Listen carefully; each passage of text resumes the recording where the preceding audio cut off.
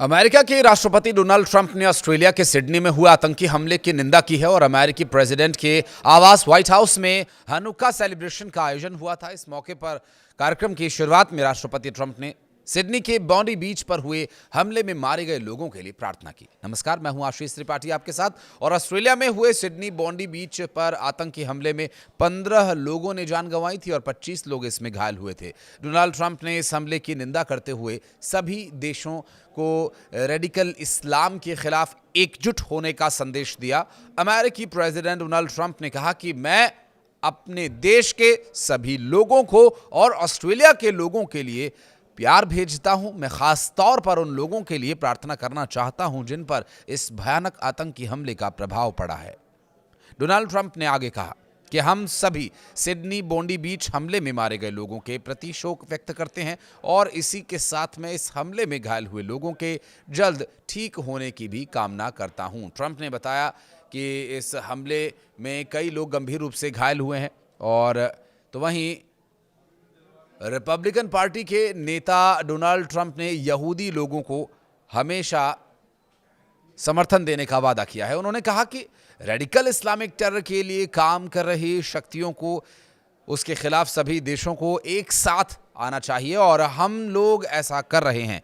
ऑस्ट्रेलियाई प्रधानमंत्री Anthony Albanese ने मंगलवार को बताया कि जब्त किए गए वाहनों में इस्लामिक देशों के झंडे मौजूद थे। सिडनी में आतंकी हमले की जांच में बाप बेटे की जोड़ी आरोपी पाई गई है और इस हमले में 50 वर्षीय आतंकी साजिद अकरम मारा गया, तो वहीं उसका 24 वर्षीय आतंकी बेटा अस्पताल में है, पुलिस की निगरानी में।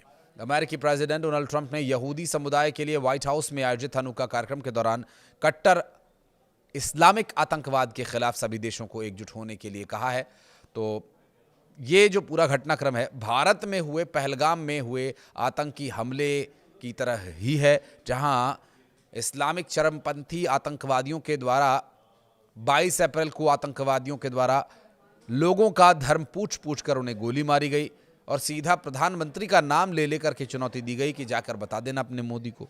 वहां मारे गए लोगों के साथ उनके परिवार के लोग जो बचे थे उन्होंने आकर बताया फिर प्रधानमंत्री नरेंद्र मोदी को, और फिर प्रधानमंत्री नरेंद्र मोदी ने उन्हें बताया कि इस तरह की हरकत करने का क्या अंजाम होना चाहिए। और इस समय यूरोप और पश्चिमी देशों ने इसकी निंदा तो की थी, लेकिन इस्लामिक आतंकवाद का नाम नहीं लिया था। अब तो लेना पड़ेगा ना, अब तो नाम लेना पड़ेगा, क्योंकि अब भारत में थोड़ी हुआ है, अब तो ऑस्ट्रेलिया में हुआ है। हालांकि अब यूरोप और अन्य पश्चिमी देशों लोन वुल्फ हमले इसमें बढ़ रहे हैं, तो उन्हें ये दर्द भी समझ आ रहा होगा। और ग्लोबल टेररिज्म इंडेक्स 2025 की रिपोर्ट के मुताबिक पश्चिमी देशों में घातक हमलों की संख्या 2017 के बाद सबसे अधिक दर्ज की गई। इनमें ज़्यादातर लोन वुल्फ हमलावर ही थे। और 7 अक्टूबर 2024 का हमला, बॉन्डी बीच का हमला और विशुद्ध तौर पर यहूदियों को निशाना बनाकर किया गया हमला, ये इस्लामिक आतंकवाद का ही उदाहरण है। यूरोप को समझ में अब आ रहा है कि किसी एक दो देश का नहीं है, बल्कि पूरी विचारधारा से निपटने का ये विषय है, जिसके लिए अब सभी को साथ आना होगा।